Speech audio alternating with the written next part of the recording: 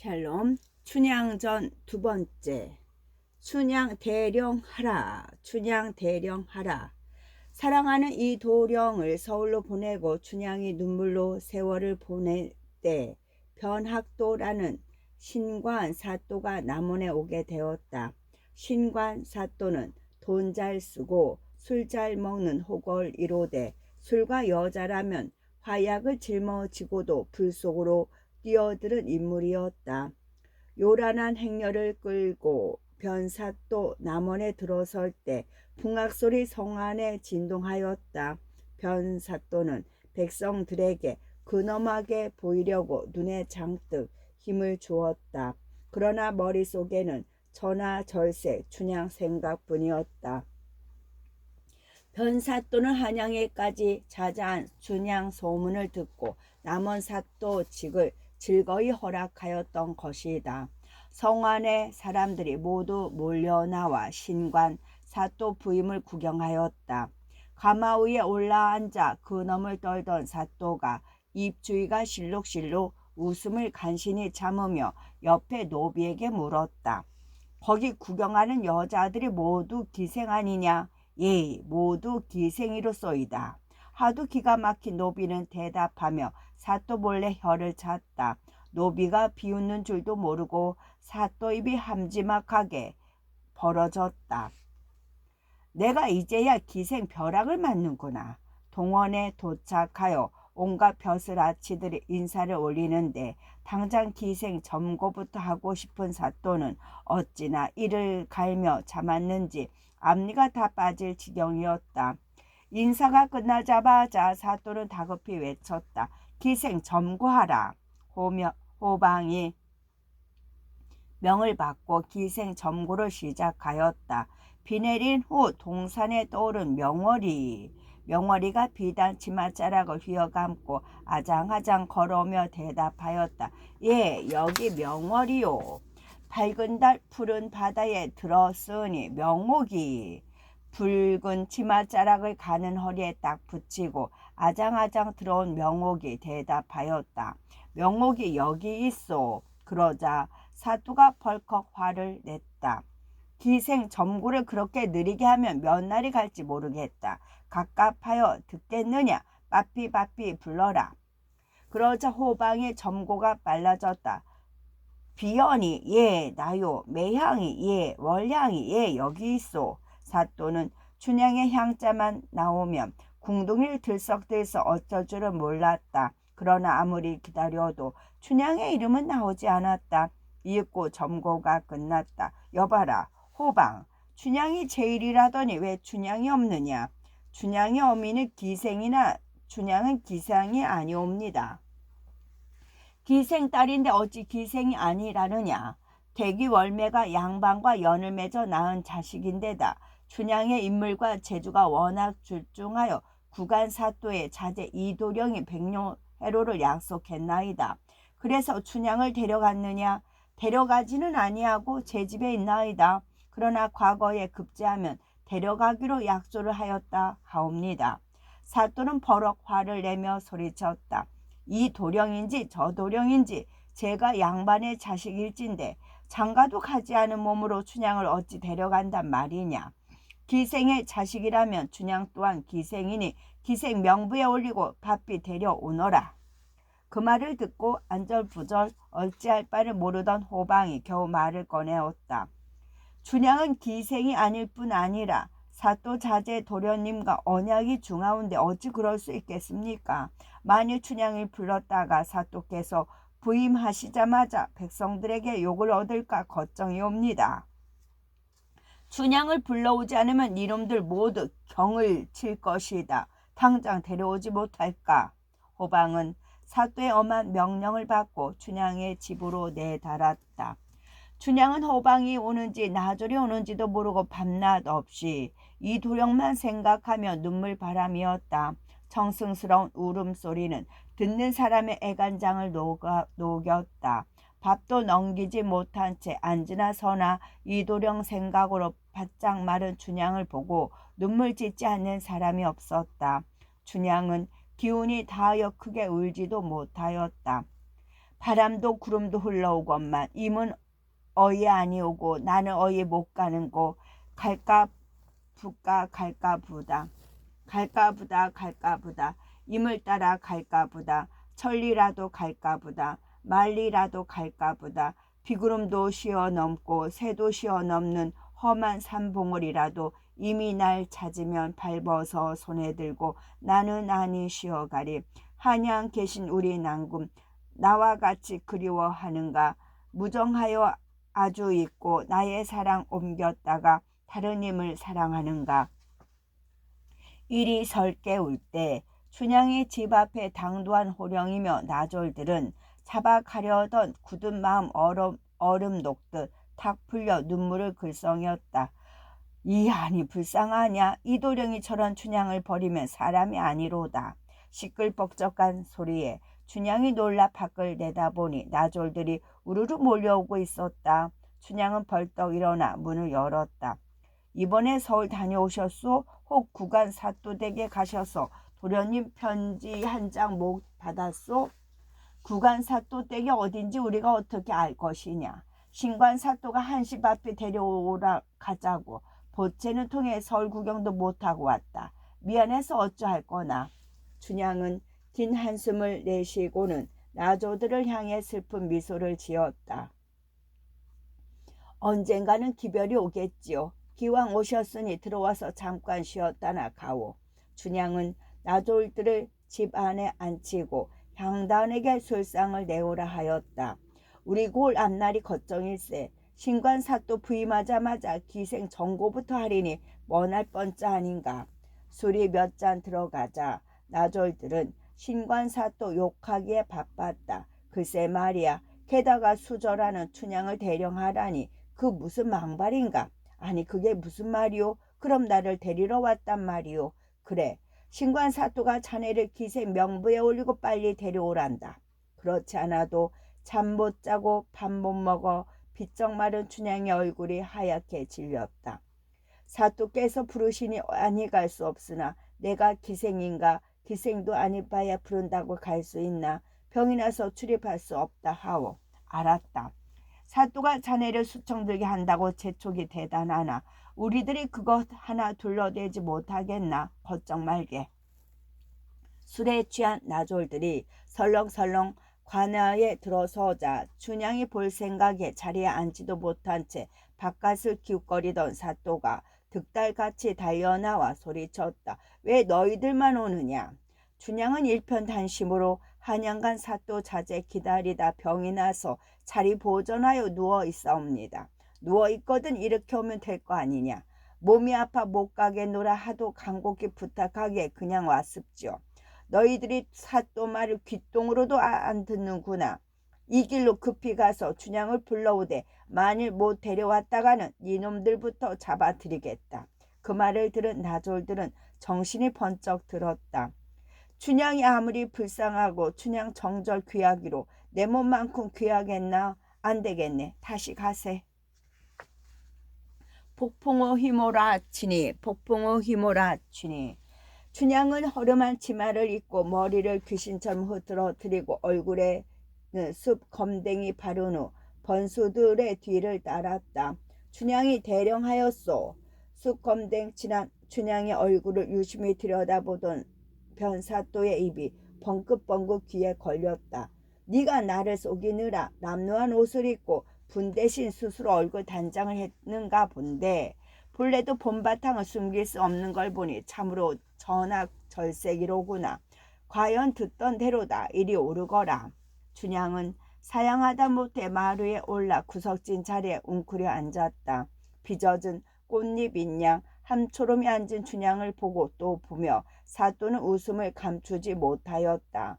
변사또는 춘향에게 분부하였다. 당장 가서 쑥 검댕 깨끗이 씻어내고 수청들 준비를 하여라. 엄중하신 사또 분부이오나 일부 종사해야 하니 분부 거역 못하겠소. 허허 네가 진정 열려로다. 네 정절 굳은 마음 어찌 그리 어여쁘냐. 당연한 말이로다. 그러나 이 몽령은 서울 사대부의 자제로 명문 귀족의 사유가 되었으니 잠깐의 불장난으로 놀았던 너를 생각이나 할 것 같으냐. 너 혼자 수절하여 팽팽한 얼굴에 주름지고 검은 물이 휘어지면 불쌍하고 가련한 게 너 아니고 니겠느냐. 알아주는 이도 없고 돈 될 것도 없는 연려 노릇 그만하고 수청이나 들려무나. 네가 나를 모시면 이 골 재물 보화는 네 손에 쥐어주겠다. 내 것도 아닌 남의 재물 바란 적 없소이다. 충신은 두 임금을 섬기지 않고 연려는 두 남편을 섬기지 않는 법 위에다. 나는 삼강 오륜의 법도를 따르고자 하니 사또 접은 대로 하시오. 이방이 썩 나서 춘향에게 호통을 쳤다. 여봐라 네 년 요망한 년이로고 너 같은 기생이 수절이 무엇이고 연려가 무엇이냐. 구가는 보내고 신과는 맞는 법이 법도에 마땅하니 쓸데없는 말 하지 말라. 너같이 전한 것이 연려라니. 지나가던 개가 웃겠다. 기가 막힌 춘향이 고개 번쩍 들어 이방을 똑바로 쳐다보며 쏘아 붙였다. 연려에도 양반 쌍놈이 있더이까 좋소. 내가 기생이라 합시다. 기생에는 연려 없다 하니 내 낱낱이 알려주리이다. 두 귀 싹싹 비비고 똑똑히 들으시오. 청주기생 하월이는 삼천각의 연렴은 세워졌고 진주기생 농계는 우리나라 중신으로 중렬문에 모셔졌고 평양기생 월선이도 중렬문에 들어있소. 더 옳으리까. 기생이라고 더 이상 무시하지 마오. 춘향이가 이번에는 사또를 향해 아뢰었다.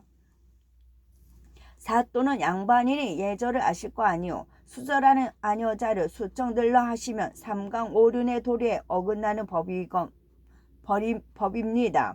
여자가 지아비를 버리고 다른 남자를 따르는 것은 벼슬하는 사람이 나라를 버리는 것과 같으니 저분대로 하옵소서. 사또 그 말 듣고 두 눈이 깜깜하고 목이 콱 쉬며 망건편자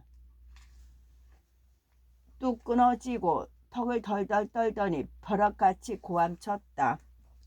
망건편자는 망건을 졸라매기 위하여 말총으로 좁게 두껍게 짠 띠를 말합니다. 여봐라 이년 잡아내라. 사령들이 우르르 달려들어 춘향의 머리채를 휘어잡고 커다란 형털에 묶었다. 매우 쳐라. 어깨가 떡 벌어지고 키는 장대 같은 사령이 양손에 몽둥이를 움켜쥐었다가 위로 번쩍 지켜 들었다.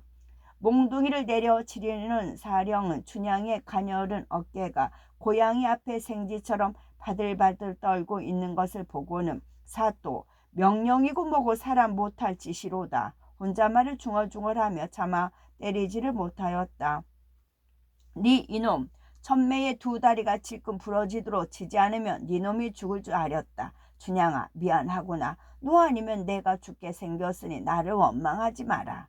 사령이 두 눈 꼭 감고 몽둥이를 내려쳤다. 어찌나 세게 쳤는지 몽둥이가 푸르르 부서져 사방으로 흩어지며 온열 소나기에 벼락치는 소리가 났다. 춘향이 고통에 못 이겨 온몸을 부르르 떨면서도 독을 내어 말하였다. 매를 맞는다고 일부 종사 굳은 마음 변하리까. 전연이 아직도 정신을 못 차렸구나. 더 세게 쳐라. 두 번째 매를 맞고 춘향이 말하였다. 두 임금을 모시지 않는 것이 중신이요 두 남편을 모시지 않는 것이 연려이니 어찌 두 마음을 먹겠소. 춘향이 매 맞는다는 소문이 삽시간에 골로 퍼지자 남녀노소 할 것 없이 관하로 몰려들었다.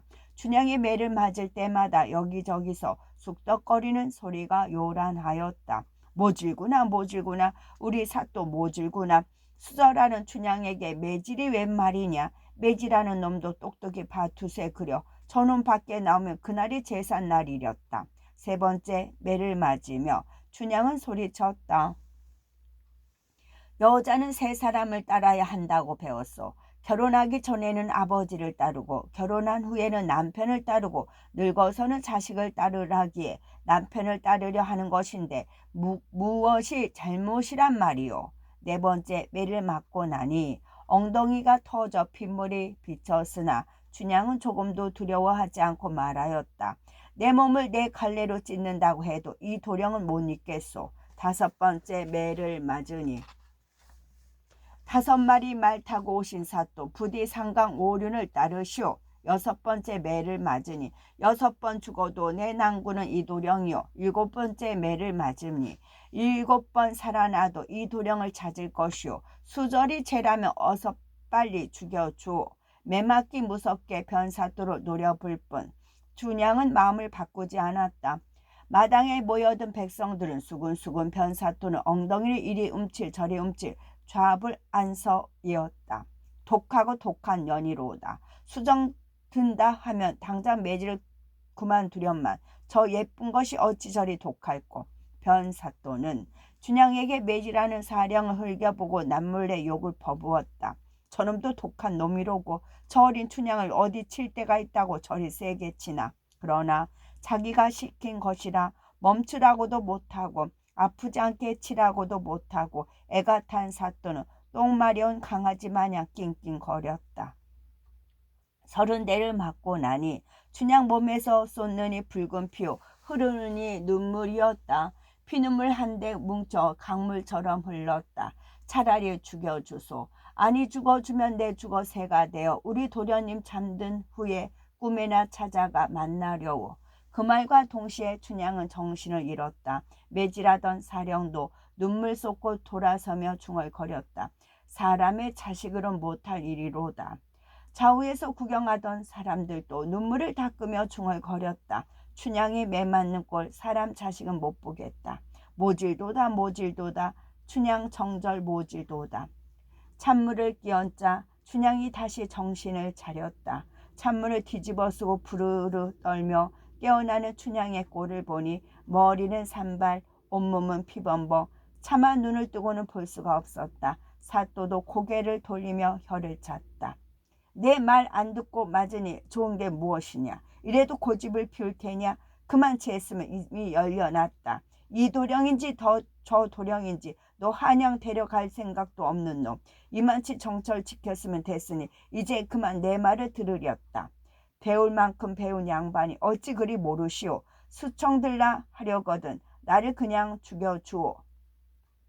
허허 지독한 연희로구나. 여봐라 큰 칼 채워 옥에 가두어라. 바닷물은 마르고 높은 산은 무너지고 바닷물은 마르고 높은 산은 무너지고 춘향이 큰 찰 차고 나올 때 월매가 하얗게 센 머리를 산발하고 허둥지둥 달려왔다. 월매는 반죽음이 된 춘향의 목을 와락 끌어안고 울부짖었다. 신관사또 무엇하러 내려왔는고. 백성들 보살필 생각은 않고 생사람 죽이려 왔네 그려. 귀하디 귀한 내 딸 무슨 죄로 이래 쳤나. 아이고 귀한 내 딸 피범벅이 되었구나. 명문과 귀한 딸로 태어났더라면 이 고생 안 했을 것을. 기생딸로 태어나 이 고생이로구나. 춘향아 정신 차려라. 월매는 땅바닥을 대굴대굴 구르면서 악을 썼다. 에고 에고 누구를 원망할까. 이것이 다 내 잘못이다. 네가 아무리 애써 본들 닭새끼가 봉이 되며 기생 땅이 열려 되겠느냐. 사또 본보 들었더라면 이런 매도 맞지 않고 금은보화가 다 네 것이 되었을 텐데 이 무슨 고생이냐. 나도 젊어 온갖 고생 다 하였다만 힘 있는 놈 거스르기 쉬운 일 아니다. 그저 우리네 백성들은 등 따숩고 배부른 게 제일이지. 어머니 그게 무슨 말씀이요. 어머니마저 그러면 나는 어쩌란 말이오. 어머니가 뭐라거나 사또가 뭐라거나 내 난군을 한양 가신 도련님뿐이니 아무 말 마오. 울부짖던 춘향은 그만 또다시 정신을 잃고 말았다. 에고 춘향아 정신 차려라. 얘야 향단아 밖에 나가서 일꾼 둘만 사오너라. 서울로 보내련다. 내 딸이 다 죽어가는데 서방인지 남방인지 무정한 그놈은 무얼 하고 있다느냐. 서울로 사람 보낸다는 말을 듣자 춘향이 번쩍 눈을 떴다. 어머니 그게 무슨 말씀이요. 도련님이 알게 되면 어른들 눈치 보여 오실 수도 없고 속만 탈 것이요. 그러다 병이라도 나면 어쩐단 말이오. 기력이 다한 춘향은 사령의 등에 엎여 옥으로 향하였다. 향단은 긴 칼을 머리를 들고 월매는 발자국마다 눈물을 떨구며 뒤를 따르는데 남원 각지에서 모여든 늙은 과부들이 우르르 달려왔다. 기특하다. 춘향이 참으로 기특하다. 과부들은 눈물 흘리고 혀도 차며 춘향을 받들어서 옥문 앞에 당도하였다. 부서진 대나무 창 틈으로 찬바람 쏟아지고 벽은 헐어 무너지고 헌 자리에는 빈대 벼룩 들끓었다. 옥사가 춘향을 옥에 밀어놓고 철컥 문을 재우니 월매는 기절하고 향단은 땅을 치며 통곡하고 뒤따르던 과부들은 여름날 개구리 울듯 떼울음을 울었다. 넋이 나간 듯 가만 앉아있던 춘향이 월매를 불렀다. 어머니, 죄가 없는데 설만들 죽으리까? 아니 죽고 살터이니 걱정 말고 돌아가소. 그리 울고 계시면 더 없는 불효라. 속 타서 내가 죽겠소. 네가 지금 내 걱정할 때냐 이거사. 귀한 딸을 옥에 두고 천지가 아득하여 엎어지고 넘어지는 월매를 여러 과부들이 부축하여 집으로 향하였다. 월매가 집으로 돌아간 후에야 춘향은 설띠설게 울었다. 불쌍하신 어머니, 고이고이 나이 길러 좋은 일을 못 보시고 모든 일만 겪으시니 이런 불효가 없구나. 사또수청 들바에야 두 눈 딱 감고 죽었으면 좋겠다만 어머니 생각하면 죽도 살도 못하겠네. 춘향은 한바탕 눈물을 쏟은 후 향단을 불렀다. 향단아, 내 걱정은 말고 가서 어머니나 잘 모셔라. 우시거든 위로하고 마음 부어 구원하고 미움 쑤어 구원하고 인삼 진하게 다려드려라. 죽지 않고 살아나서 네 은혜 꼭 갚을 터이니 부탁한다. 향단이 눈물 콧물 휘날리며 돌아간 후 옥에 홀로 남은 춘향은 멍하니 주위를 둘러보았다. 앞문은 살이 없고 뒷문은 허물어져 동지섣달 찬바람이 들이쳤다. 내가 무슨 죄를 지었나? 사람을 죽였나? 모함을 하였나? 뭘 하였다고 이 고생인가? 떠오르니 슬픈 생각이요. 뿔이 나니 눈물이요. 나오나니 한숨이라. 한숨이 바람되어 이미 잠을 깨웠으면 우리 난군 물이 막혀 못 오시나. 우리 난군 물이 막혀 못 오시나. 산이 높아 못 오시나. 살아 기다리느니 아직 죽어 잊어볼까. 죽어 두견세 되면 내 울음 도련님 들으실까. 우리 도련님 한 번만 보고 지고 한 번 보고 죽으면 지금 죽어도 한이 없겠네. 산봉우리 넘나드는 저 구름아, 나의 슬픈 눈물 밑방울인 양 품어다가 임계신 창문 밖에 뿌려주렴. 밤이 깊어 먼 산은 검고 부서진 대나무 창 너머로 슬픈 초승달이 설핏 내비쳤다. 달아 달아 너는 보이느냐? 우리 도련님이 누웠느냐 앉았느냐? 보는 대로 내게 알려다오. 그러나 흰 초승달은 바람 구름에 비껴 흘러갈 뿐 말이 없었다. 물끄러미 달을 보던 춘향이 피곤해 지쳐 깜빡 잠이 들었다. 잠결인지 꿈결인지 창문 밖으로 복숭아꽃 분분히 떨어지고 거울은 깨어지고 태산이 무너지고 바닷물이 마르고 문 위에는 허수아비가 걸려 있었다. 깜짝 놀라 깨어보니 꿈이었다. 굳은 비가 퍼붓는데 문풍치는 펄렁펄렁, 창문은 덜컹덜컹, 귀신이 우는데 매맞아 죽은 귀신, 대롱대롱 목 매달아 죽은 귀신, 사방에서 구슬피 흐느꼈다. 감옥 아니며 추녀 끝이며 마루 아래에서도 애고애고 귀신 소리에 춘향은 잠들 길이 없었다. 큰 칼 차고 벽에 기대앉은 춘향이 잠 못 들고 긴밤 지새울 때 몇이나 되었는지 자박자박 발소리가 가깝게 들렸다. 점치시오. 점치러 다니는 봉사였다. 이보 거기 가는 봉사님. 걔 뉘요. 춘향이 부르는 소리를 듣고 봉사가 걸음을 멈췄다. 춘향이요. 수청 들라는 사또 분부 거역하고 죽도록 매맞고 오개같이 그 춘향이란 말인가. 그렇다오. 자네가 나를 왜 찾나. 간밤에 흉한 꿈을 꾸었으니 해몽이나 해주오. 길 가던 봉사는 지팡이로 더듬더듬 작은 개천을 건너 춘향이 갇혀있는 옥문 앞으로 왔다. 그래 무슨 꿈을 꾸었나. 거울이 깨져 보이고 복숭아꽃이 지고 문 위에 허수아비도 보이고 높은 산이 무너지고 바닷물이 마릅디다. 아무래도 나 죽을 꿈이지요. 그 말 들은 봉사가 잠깐 생각하더니 잊고 제 무릎을 탁 치며 말하였다.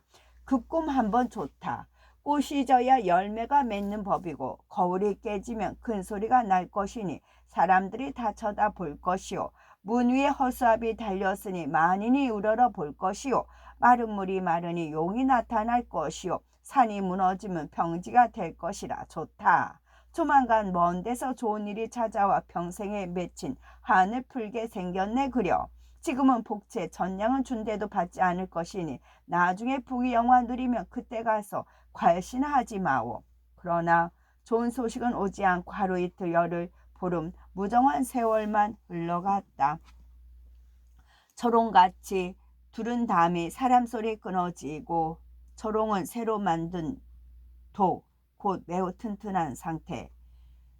부서진 벽 사이로 비바람은 몰아치고 벼룩핀데 물어뜯고 깊은 밤이면 부엉이 올빼미 구슬피 울어대어 춘향의 애간장을 녹였다. 때 묻은 옷은 해지고 머리는 산발하여 쑥대머리, 세수조차 못한 얼굴은 나날이 수척하여 귀신 꼴이었다. 비바람만 스며드는 적막한 감옥에 혼자 앉은 춘향은 생각느니 도련님이요 또 생각느니 도련님이었다. 보고지고 우리 난군 보고지고 서울 가신 뒤로 편지 한 장 없으니 글공부에 바쁘신가 나를 잊어 그러한가 구름되어 바람되어 날아가서 보고지고 꿈에라도 만나면 좋으련만 도무지 잠을 잘 수 없으니 어이 만나랴. 손가락에 피를 내어 내 사정을 편지할까. 임을 다시 못 보고 옥중에서 죽게 되면 어찌하나. 에고 서러워라. 피로 얼룩진 편지. 한양에 온 이도령은 그리움이 가슴에 사무쳐 구름을 봐도 춘향 생각, 먼 산을 봐도 춘향 생각, 아무리 춘향을 잊을 수가 없었다. 도무지 춘향을 잊을 수가 없었다.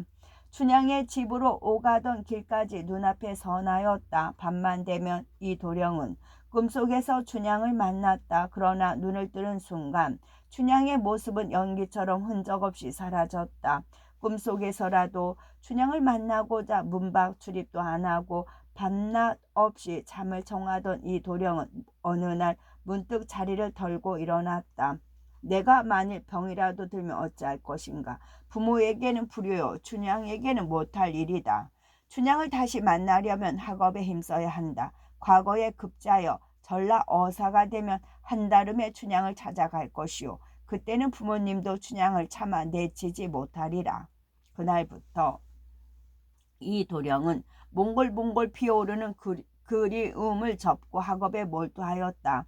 춘향과 헤어진 지 3년째 되는 날 나라에 좋은 일이 있어 과거 시험을 치르는 방이 나붙었다. 전국에서 내노라 하는 선비들이 과거장을 가득 메웠는데 시제를 보니 잘하는 문제였다. 이도령은 먹을 갈고 붓을 꺼내 한달음에 휘갈겨 제일 먼저 답안을 제출하였다. 이도령의 글을 본 시험관들이 모두 천하에 다시 없는 재주라고 입을 모았다. 밤낮 없이 공부에 몰두한 이도령은 마침내 장원급제하여 머리에 어사화를 꽂고 몸에는 푸른 도포를 걸친 후 임금 앞으로 나아갔다. 임금이 이도령에게 말하였다. 궁궐이 깊고 깊어 내가 백성들의 고생을 알 길이 없도다. 백성들이 어찌 사는지 일일이 알아보려 팔도에 어사를 보내는데 너의 글을 보니 백성 사랑하는 마음이 지극하구나. 네가 비록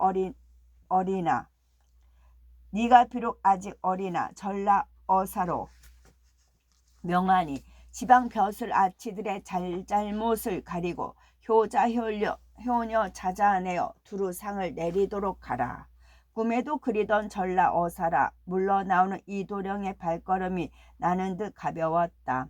집에 돌아와 부모님께 하직 인사를 올린 어사또는 떠날 차비를 하였다. 신분을 밝힐 수 없는 저지라 비단옷 대신 누더기 무명옷에 무명끈 졸라매고 끈 떨어진 망건을 대충 눌러 쓰고 살만 남은 붓에 활짝 펼쳐드니 영락없이 거지꼴이었다. 어사토는 마패를 옷 속에 감추고 꿈에 그리던 춘향이 있는 남원을 향해 달려갔다.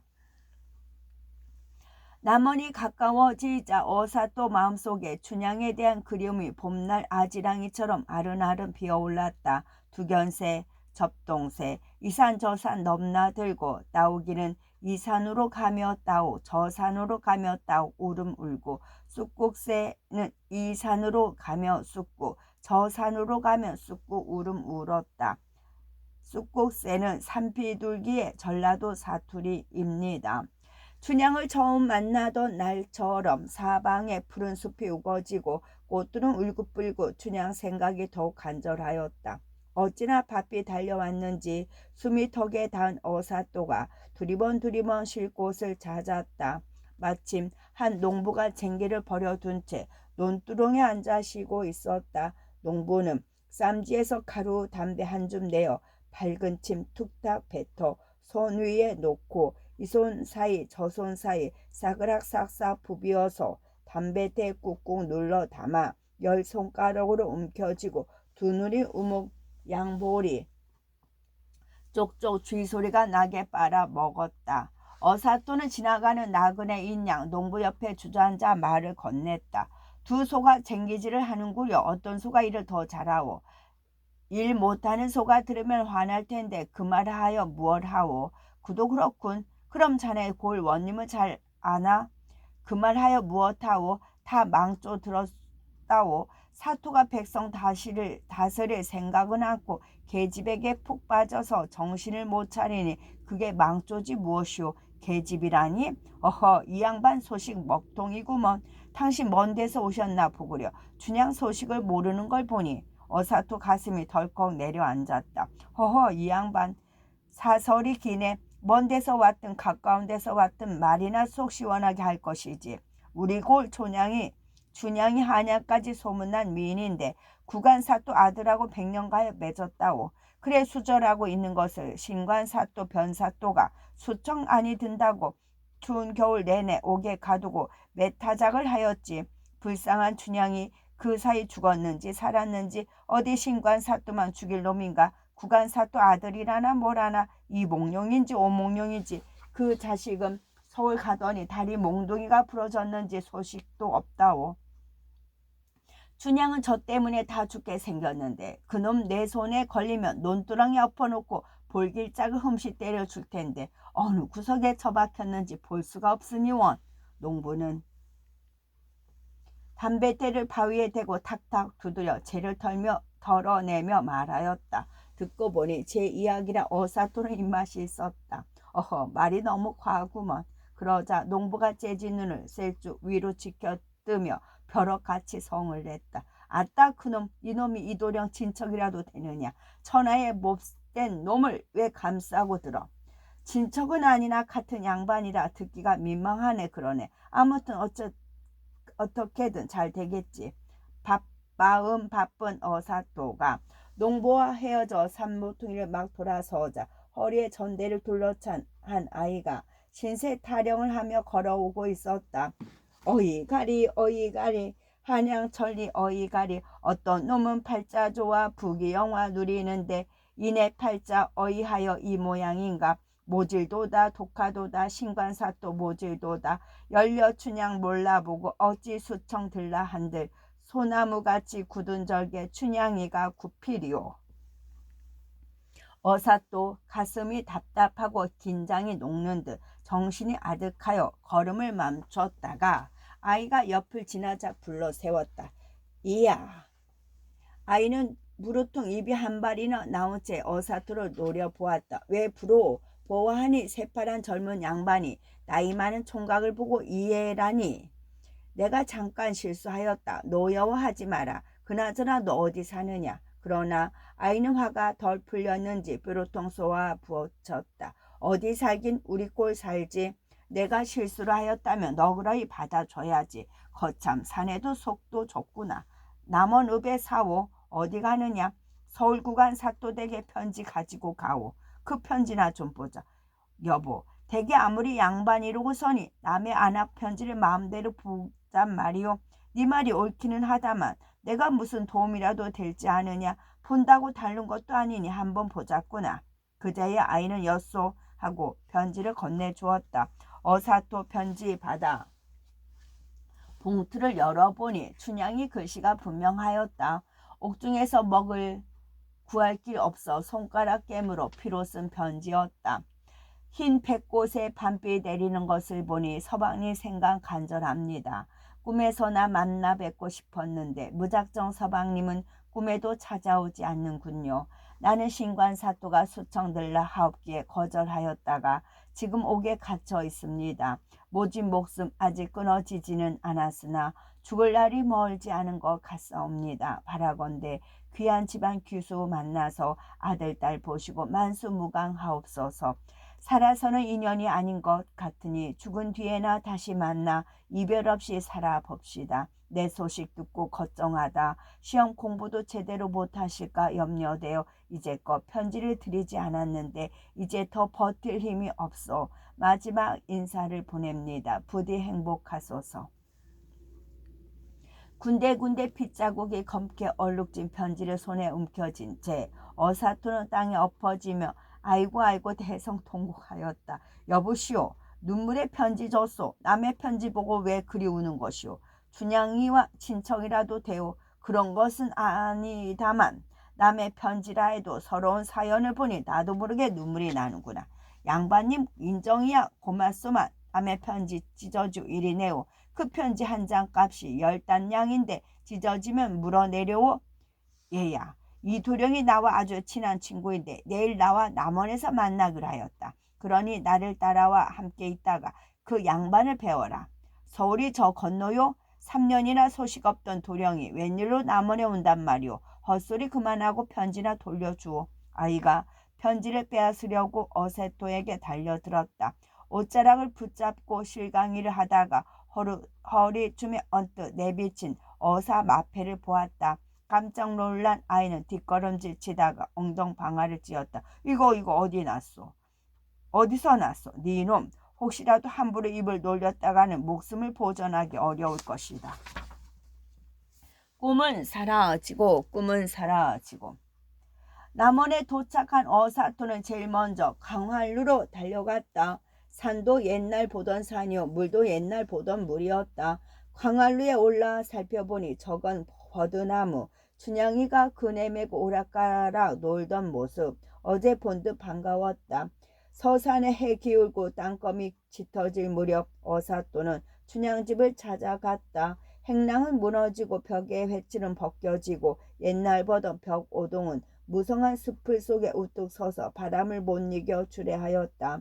담장 밑에 두루미는 함부로 다니다가 개한테 물렸는지 깃도 빠지고 다리도 쩔뚝쩔뚝 삽살개는 기운 없이 돌다가 어사투를 몰라보고 컹컹 짖으며 내달렸다.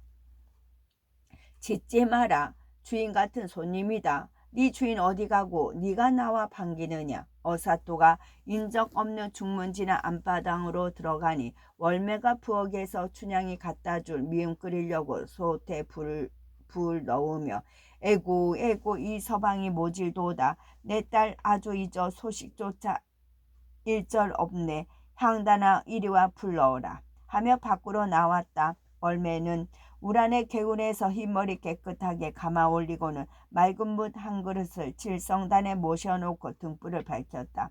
비나이다 비나이다 빌고 또 비나이다. 한양 사는 이 모령을 전라감사나 암행어사에 점지하여 주십시오. 옥정에서 죽어가는 춘향을 살려주십시오. 비나이다 비나이다. 빌기를 마친 월매는 땅바닥에 덜썩 주저앉아 목을 놓아 설게 울었다. 훔쳐보는 어사또 기가 막혀 한숨 쉬고 가만가만 문전에 다다랐다. 이리 오너라 이리 오너라. 서너 번 크게 부른 후에야 월매가 울음을 진정하고 말하였다. 걔 누구요? 월매는 눈물 콧물 훔치면서 문 앞으로 나왔다. 날쎄 나란히 뉘신가? 이서방일세. 월매가 어둑어둑 내려앉은 땅거미 사이로 어사또를 흘기 보고는 말하였다. 오라 이 풍원 아들 이서방이구먼. 허허 망령이 났네 그려. 나를 몰라. 자네가 누구요? 사위는 백년 손님이나 하였기로 사위 얼굴을 잊었단 말인가. 월매는 어사또 목을 바싹 끌어안고 에고 이게 누구인가. 하늘에서 떨어졌나 땅에서 쑥 솟았나. 광풍에 날아왔나. 옛 얼굴 옛 모양이 그저 있나 어디 보세. 어서 오소 어서 오소. 반가워하며 손을 잡아 방 안에 앉혔다. 월매가 어사또 손을 잡고 정신없이 보는데 다 늙어 눈 어둡고 등잔불 침침하여 잘 보이지 않았다. 월매는 벽장문을 열고 등잔을 서너 개 꺼내 한꺼번에 불을 붙였다.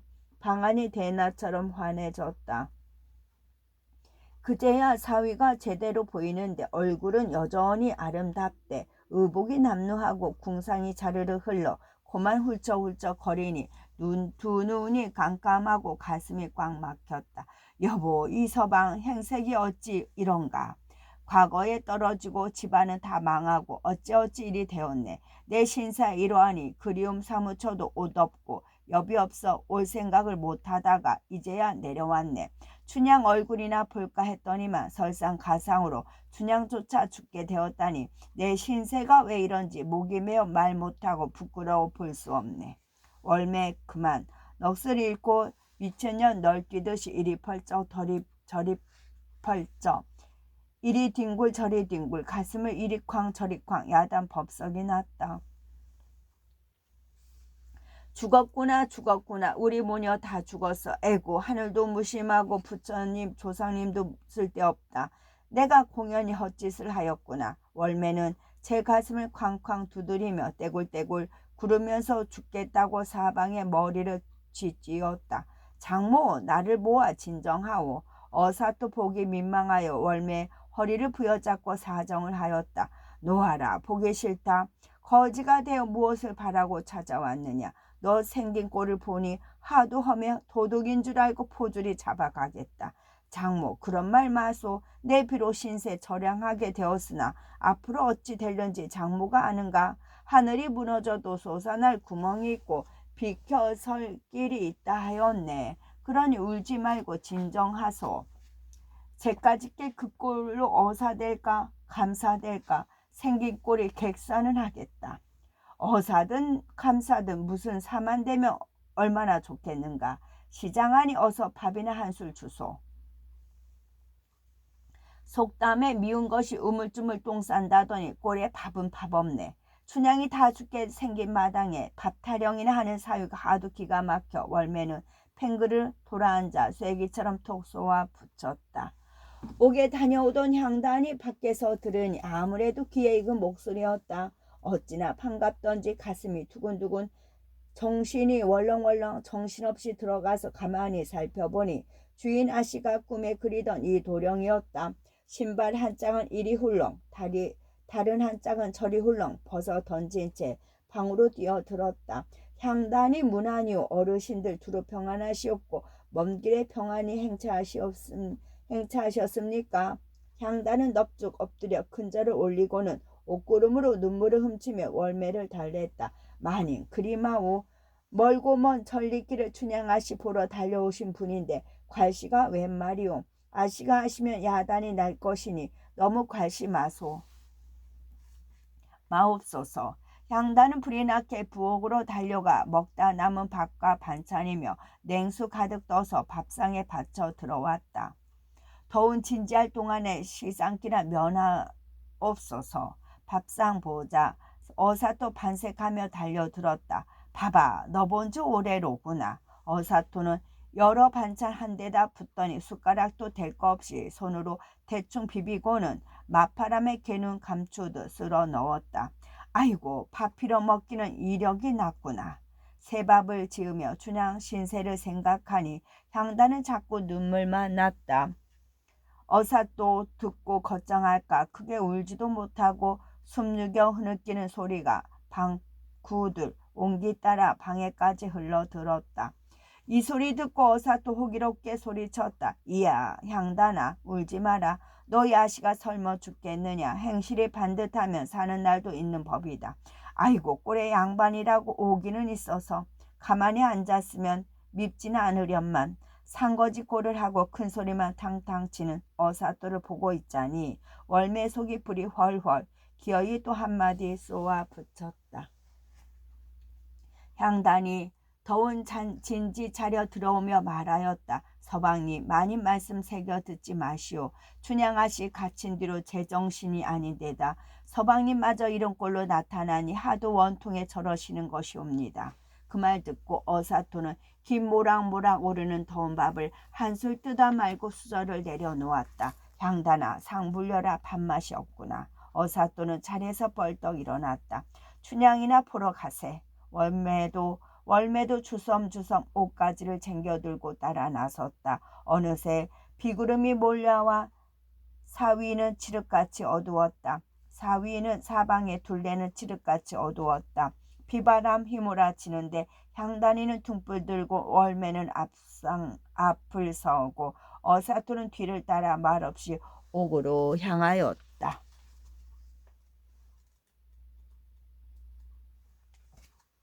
옥문 사이로 그리운 님, 옥문 사이로 그리운 님. 번개는 번쩍, 천둥은 우르릉, 비는 주룩주룩, 바람은 휘휘 불어, 문풍지는 덜덜, 밤새는 붓부, 옥문은 덜컥, 낙수는 뚝뚝. 먼 데서 닭소리의 은은히 들리는데 춘향은 홀로 누워 여느 때처럼 난군 생각에 눈물 짓고 있었다.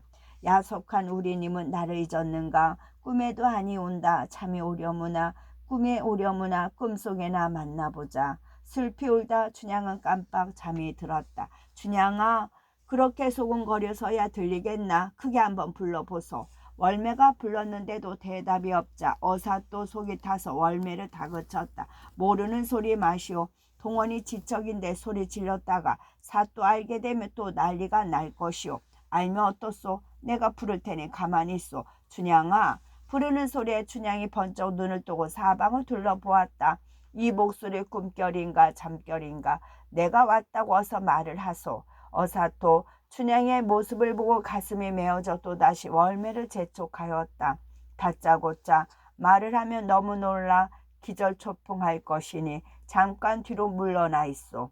춘향이 월매 목소리를 알아들었다. 어머니요? 어찌 왔소? 몹쓸 딸 자식 생각하고 밤중에 다니다가 넘어지시기라도 할까 무섭소. 다시는 오지 마오. 나는 염려 말고 정신을 차려라. 왔다. 오다니 누가 와요? 그저 왔다. 가깝해서 나 죽겠소. 일러주오. 혹시나 서방님께 기별 왔소. 언제 오신단 소식 왔소. 벼슬 받고 내려온단 기별 왔소. 서방인지 남방인지 거린 하나가 내려왔다. 참말이요. 긴 머리 늘어뜨려 목에 칭칭 돌려 감고 큰 칼 도르르 도르르 끌며 춘향이 옥문 앞으로 다가왔다. 그제야 어사토 옥문 앞에 섰다. 춘향은 겨우내 옥중에서 갈라터진 손을 내밀어 어사토 손을 부여잡고는 한참이나 입을 열지 못하였다. 이게 분명 꿈이렸다. 오매불망 그리임을 이리 쉽게 만날 리가 없지. 꿈에라도 보았으니 이제 죽어도 한이 없네. 춘향아, 꿈 아니다. 내가 왔다. 너 보러 내가 왔다. 참말이오. 이게 꿈이 아니라 생시란 말이오. 서방님 어찌 그리 무정하셨소. 서방님 한양 가신 뒤로 자나깨나 앉으나서나 서방님 생각하였더니 다 죽게 단 후에야 날 살리러 오셨소. 이리 가까이 좀 오시오. 그리고 내 난군 얼굴 좀 봅시다. 어사토 얼굴을 이리 보고 저리 보던 춘향 얼굴에 수심이 가득 어렸다. 내 몸 하나 죽는 것은 서럽지 않으나 서방님 윗골이 웬 말이오. 춘향의 여윈밤으로 뜨거운 눈물이 주르르 흘러내렸다. 뭐냐 춘향아, 서러워 마라. 사람 목숨은 하늘에 달렸다는데 설마 죽기야 하겠느냐. 그래도 춘향의 눈물은 그치지 않았다. 제 딸 우는 것 보고 월매도 옷구름으로 눈물을 찍어내며 중얼거렸다. 어사토나 되어 내 딸 목숨 구해줄 줄 알았더니 사위인지 오이인지 부질없다. 이것도 다 네 복이다. 사또 분부 받들고 편안하게 살랬더니 일부 종사하겠다고 목숨마저 내걸더니 꼴 좋다. 거지도 상거지에게 일부 종사 무슨 소용이냐. 하도 기가 막혀 월매는 춘향에게 원풀이를 해댔다. 어머니 그런 말 마오. 못되어도 내 난군, 잘되어도 내 난군이오. 나를 찾아오신 난군 어찌 그리 괄시하오. 그러지 말고 나 죽은 후에 원이나 없게 해주소. 나 입던 비단옷 장롱 안에 들었으니 그 옷 내어 팔아다가 한 산못이 바꾸어서 색깔 곱게 덮어짓고 내 팸을 다 팔아다가 가시며 신발 사 드리오.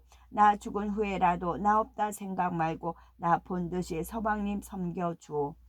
저는 곧 죽게 생겼구만. 저것도 서방이라고 알뜰히도 챙기네. 에이구 속 터져. 월매는 춘향이 듣지 않게 나지막한 소리로 중얼거리며 가슴을 두드렸다. 춘향은 어사또 손을 맞잡고 그 가게 바라보더니 긴 한숨을 내쉬며 말하였다. 서방님, 들으니 내일이 본관사또 생신이라 잔치 끝에 나를 죽인다오. 그러니 아무데도 가지 말고 옥문 밖에 지켜섰다가 춘향 대령하라 명이 나면 칼머리나 들어주고 나를 죽여치려거든 다른 사람 손길 닿지 않게 서방님이 직접 묻어줘. 좋은 옷도 좋은 무덤도 다 필요 없소. 땅 파고 나 묻으실 때 서방님 속전삼 벗어 내 가슴에 덮어주면 원이 없겠소. 속적삼이 서방님인 듯 죽어서도 고이 간직하리다. 구슬 같은 눈물이 작은 냇물이 되어 옷깃을 흥건히 적셨다. 서방님, 부탁이 하나 있소. 불쌍하신 우리 모친, 내 이 한 몸 죽어지면 누구에게 의지하랴. 우리 모친 나를 잃고 서러워서 죽을 테요. 굶어서도 죽을 테요. 난군을 못 섬기고 불쌍히 죽는 년이 무슨 부탁이 있을까만 가련한 어미 신세 정처 없이 불쌍하니 노무를 받들어서 춘향같이 생각하면 죽어 귀신 되어 은혜를 갚으리이다. 어느새 비는 그치고 동창이 부옇게 밝아왔다. 춘향은 눈물을 그치고 어사또 손에 잡혔던 두 손을 가만히 빼냈다. 서방님, 먼 길 오시느라 얼마나 피곤하시겠소. 이제 그만 가서 주무시오. 오냐 춘향아, 너무 근심하지 말고 너도 푹 자거라. 오늘 해만 지면 죽든 살든 결판이 날 터이니 딴 마음 먹지 말고 부디 해 지거든 다시 보자. 어사또 되었다는 말만 들으면 춘향이 기뻐 춤이라도 출 텐데 어명을 받는 몸이라 속 시원히 박힐 수도 없는 노릇이었다. 말도 못하고 속절없이 바라만 보아야 하는 어사또 가슴에도 피눈물이 맺혔다. 어사또는 월매와 향단을 집으로 돌려보낸 후 광활루로 올라갔다. 잠시 후 어사또를 수행할 나졸들이 그림자처럼 조용하게 사방에서 모여들었다. 오늘 본관사또 잔치할세 어사 출두할 것이니 사람들 눈에 띄지 않게 부근에서 대기하라. 암행어사 출도요. 암행어사 출도요. 날이 밝자 남은 관아는 변사토의 생일을 준비하느라 분주하였다. 소 잡고 돼지 잡고 음식 장만 분주한데 갑, 읍, 소, 수령 도착 알리는 나팔소리 더 높았다. 수령들이 자리를 잡고 앉자 좌우로 늘어선 기생들이 옥빛 소매 자라 휘날리며 붕아 소리에 맞춰 춤을 추기 시작하였다. 술이 몇 잔 돌고 손님들 흥이 거나하게 돋았을 무렵 대문간이 시끄러웠다.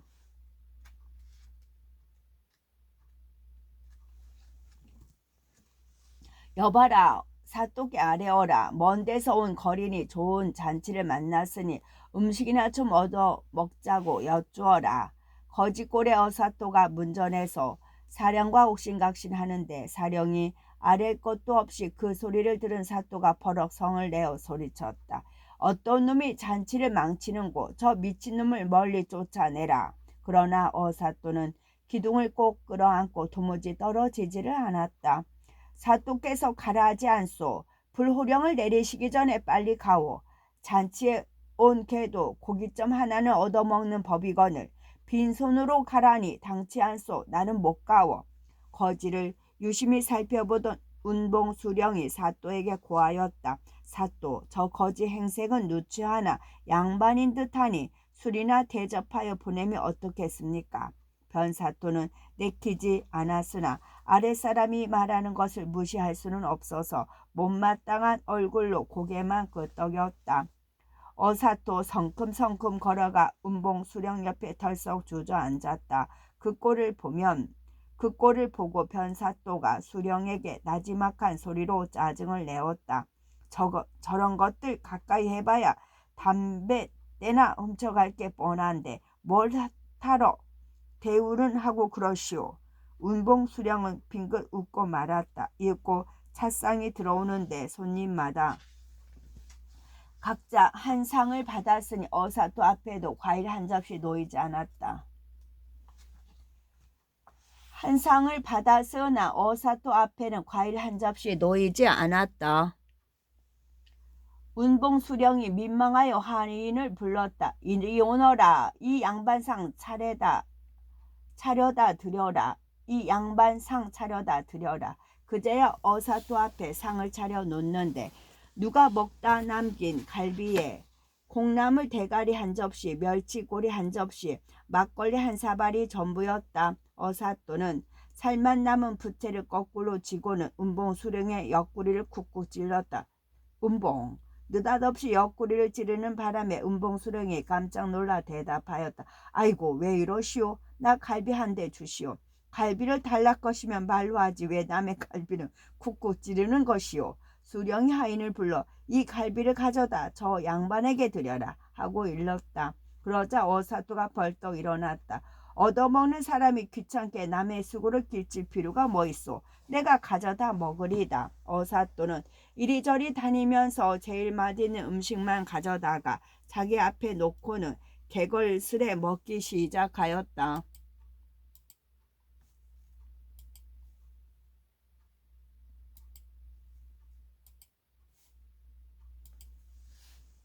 먹기 시작하였다. 후루루 쩝쩝 먹는 소리 요란하여 변사또는 기분이 몹시 상하였다.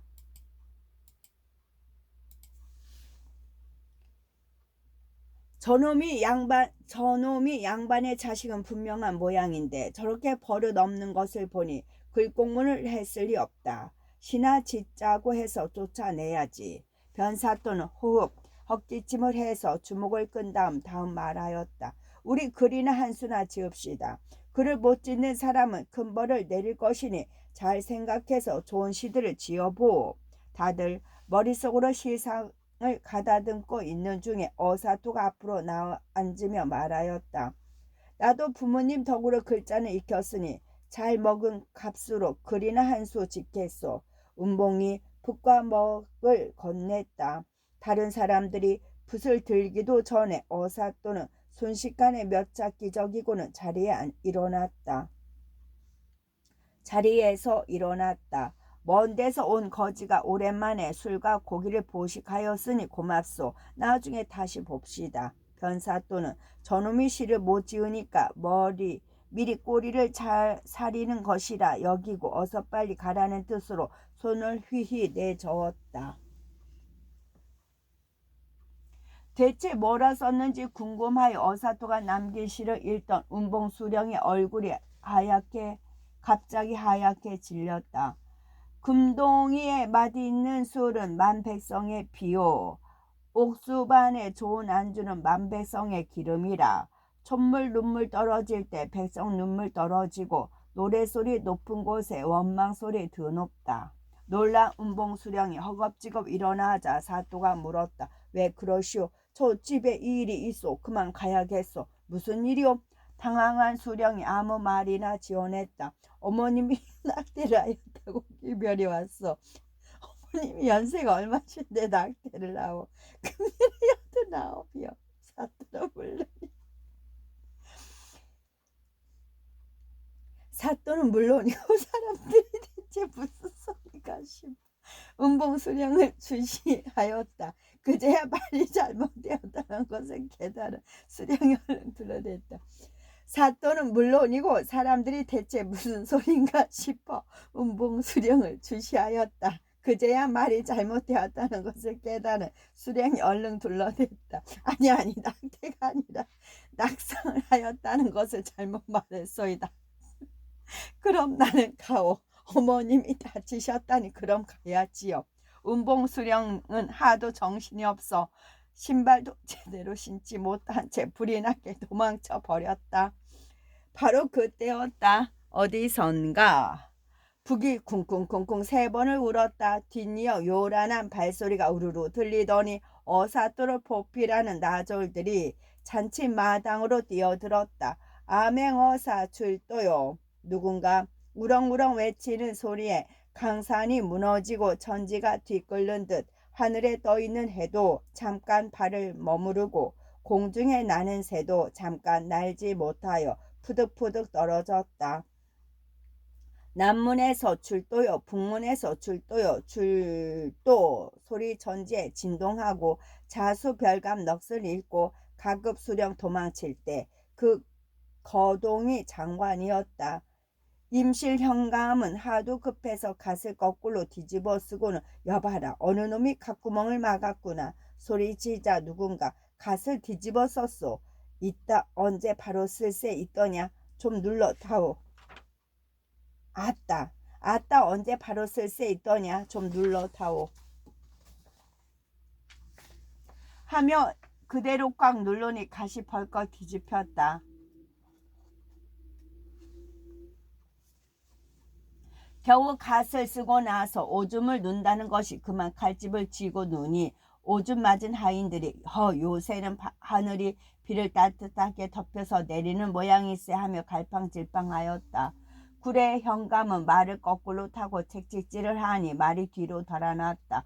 이 말이 웬일이냐 본래 목이 없느냐 거꾸로 타셨소. 내려서 바로 타시오. 어느 겨를에 바로 타겠느냐 목을 빼어다가 말똥구멍에 박아라. 변사또는 정신이 아득하여 반지에 똥을 싸서 엉겁길에 내실로 뛰어들며 소리쳤다. 춥다. 문 들어온다. 바람 타다라. 물 마르다. 목 들여라. 이때에 나졸들이 벌떼같이 달려들어 이리치고 저리치고 함부로 들러치니 부서지는 것은 검은고요 깨지는 것은 북이요 교자상도 부러지고 차상도 넘어지고 이런 야단 법석이 없었다. 어사또는 동원 마루에 높이 앉아 분부하였다. 남원 부변 사또는 악행이 높으니 당장 포박하여 옥에 가둬라. 변사또를 옥에 가둔 어사또는 옥중에 갇힌 죄인의 사연을 다 들은 후 죄 없는 사람은 즉시 풀어주었다. 불련한 사람들은 기뻐 춤을 추며 어사또의 공덕을 지하하였다. 마지막으로 어사또는 옥을 지키는 향리에게 일렀다. 춘향을 칼벗겨 대령하라. 어사또 부르는 말에 춘향은 옆을 돌아보며 향단에게 물었다. 향단아, 옥문 밖에 누가 있나 보아라. 아무도 없어요. 또 보아라. 아무도 없어요. 춘향은 깊은 한숨을 내쉬었다. 어젯밤에 신신당부하였건만 어디를 가시고 다 죽는 것도 모르는고. 밤에 잠을 못 주무시어 잠이 깊이 들었는가. 무심하고 야속한 님. 죽기 전에 얼굴 한번 보려 하였더니 안 와보고 어디 있나. 쏟는 눈물 피가 되어 옷깃을 적셨다. 월매는 발을 동동 구르며 가슴을 쾅쾅 쳤다. 향리가 우는 사람들을 달랬다. 울지 마소. 하늘이 무너져도 솟아날 구멍이 있다 하지 않았나. 어사또에게 말씀을 잘 아뢰면 송죽같이 굳은 절개 알아줄지 얼지아오. 향리가 재촉하여 춘향은 관아로 들어갔다. 걸을 힘도 없어 향단이 춘향을 업고 월매 뒤를 따라 울며 불며 들어갈 때 남원 각지에서 온 여인네들이 춘향을 살리려고 그 뒤를 따랐다. 밤매다 호미 들고 달려온 여인네도 있었고 뽕 따다 꽁잎 들고 달려온 여인네도 있었다. 어사또가 무리지어 오는 여인네들을 보고 물었다. 부인들이 어찌하여 이다지도 많이 왔는가. 무슨 일인지 아뢰어라. 그중 107살로 제일 나이 많은 과부 하나가 좌우를 헤치며 썩 나섰다. 억울한 일 잎사귀로 어사또께 여쭈러 왔습니다. 월매딸 춘향은 어미는 기생이나 아비는 재상이라 구관자제 이도령과 백년가약 맺은 후에 도련님과 이별하여 수절하고 있사온데 신관사또 변사또가 수청 들라 달래어도 분부를 따르지 않자 춘향을 옥에 가두고 모진 형벌 내려 다 죽게 되었사옵니다. 열녀가 두 남편을 모시지 않는 것은 세상 어떤가는 도리온데 매를 때린다고 변하리까. 열녀 춘향을 풀어주십시오. 어지신 사또 처분만 기다리오. 어미가 기생이라면 그 딸도 기생이 분명하다. 기생이 사또의 수청을 드는 것이야 당연하거늘 수청을 들지 않고 발악하다니 용서할 수 없는 일이로다. 이보시오 여사, 이 저분이 웬 말이오? 수절 말고 수청 들라니 그게 벼슬아치가 할 일이오? 수절이 죄란 말이오? 쉬. 어사또를 수행해 온 나졸 하나가 과부를 가로막았다. 쉬라니 어디 뱀이 지나가느냐 쉬라니 죄 없는 늙은 나를 어사또인들 어찌할 것이냐 자박하려느냐 자 얼른 자박하려무나. 남은 사람들 모두 춘향의 수절을 높이 평가하는 것을 보고 어사또 속으로 은근히 좋아서 궁둥이를 들썩들썩 웃음을 참느라 입을 실룩실룩하며 분부하였다. 옳은 일이라면 마땅한 대접을 할 것이니 부인들은 염려 말고 돌아가라. 부인들이 물러갈 때 과부가 한마디 다시 일렀다. 어사또 부디 열려 춘향 풀어주시오. 그렇지 않으면 큰 봉변 당할 것이오. 춘향은 죽은 듯이 엎드려 있는데 가는 목에 큰 칼 차고 곱던 머리 산발하고 옷자락에는 붉은 핏물 얼룩지고 그 참혹한 광경은 두 눈 뜨고 참아보지 못할 지경이었다.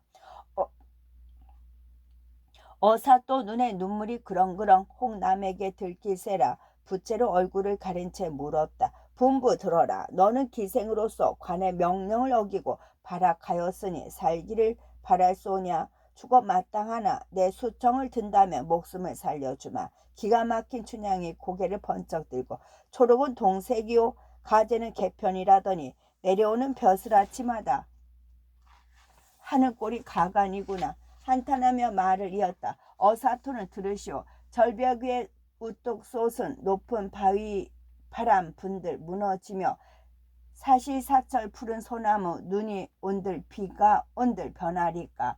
틀린 소리 마옵시고 어서 바삐 죽여주소. 어사또는 더 이상 묻지 않고 방긋 웃더니 옥반지를 꺼내 사령에게 주었다. 이것을 춘향에게 주어라.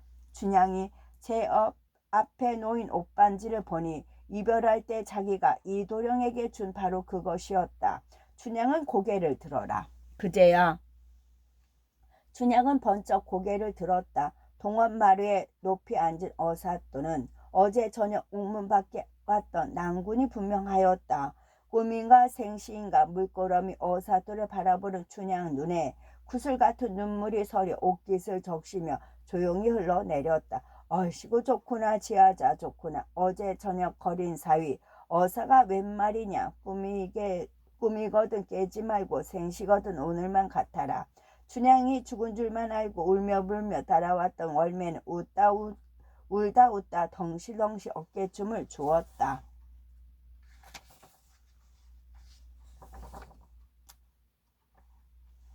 에고 내가 미친년이지. 어쩌녁에 우리 사위 욕도 하고 구박도 하였더니 그 무슨 미친 짓이야. 여보소 옷구름에 창칼 좀 주소. 인연에 입을 째라네. 아이고 째며 아플 테지. 째지는 못하겠고 이놈의 주둥이. 월매는 제 입을 제 손으로 쿡쿡 쥐어 박으며 울다가 웃다가 제정신이 아닌 듯 하였다. 사또 부디 노여워 마오. 사위가 거지되면 내 딸 춘향 죽을 게 분명하여 화난 김에 모진 소리를 한 것이니 노여워 마오. 우리 사위 서울 간 뒤 후원에 단을 쌓고 우리 사위 귀하게 되기를 밤낮으로 빌었더니 하늘이 감동하여 어사또가 되었구나. 지화자 좋으시고. 춘향 모녀를 집으로 돌려보낸 후에 어사또는 밤늦도록 관아의 일을 살피고 밤이 되기 깊어 춘향에게로 갔다. 인정은 끊겨 적막하고 밤은 깊었는데 춘향의 사랑인 양 영롱한 달빛이 길을 밝혔다. 집에 당도하자 후원의 연못에 금붕어는 달을 쫓아 뛰어놀고 겨우 잠든 삽살개는 사람 자체에 놀랐겠다. 에고 사또 오시네. 월매가 뜰에 내려와 사또를 모시고 춘향 방으로 들어갔다. 그제야 겨우 자리에서 일어난 춘향은 어사또의 손을 잡고 서른 밤 기쁜 밤 꿈인 듯 생시인 듯 아득하고 반가워 한참 울었다. 어사또는 수건으로 눈물을 훔쳐 쥐며 춘향을 달랬다. 울지 마라 울지 마라. 예로부터 영웅이나 미인치고 고생하지 않은 이가 없었다. 이 모든 게 내 죄로다. 울지 마라. 이제 고생 끝 행복 시장인데 왜 자꾸 우느냐. 어사또는 마음도 권하고 약도 손수 짜서 권함. 어사 또는 미움도 권하고 약도 손수 짜서 권하며 밤새도록 춘향을 간병한 후 떠날 채비를 하였다. 이제는 우리 둘이 죽을 때까지 백로해로 하자꾸나. 부모님께 편지를 보냈으니 조만간 사람이 올 것이다. 그 사람 따라 장모와 함께 먼저 올라가 기다리거라. 나는 어명을 받든 사람이라. 이리저리 더 할 일이 있으니 다 일 마친 후에 올라가마. 후에 소문을 들은 임금은 기생의 신분으로 목숨 걸고 수절한 춘향을 칭찬하고 정렬 부인으로 봉하였다.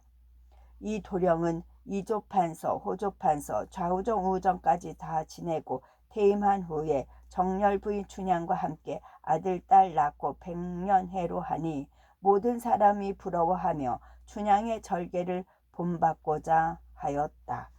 끝.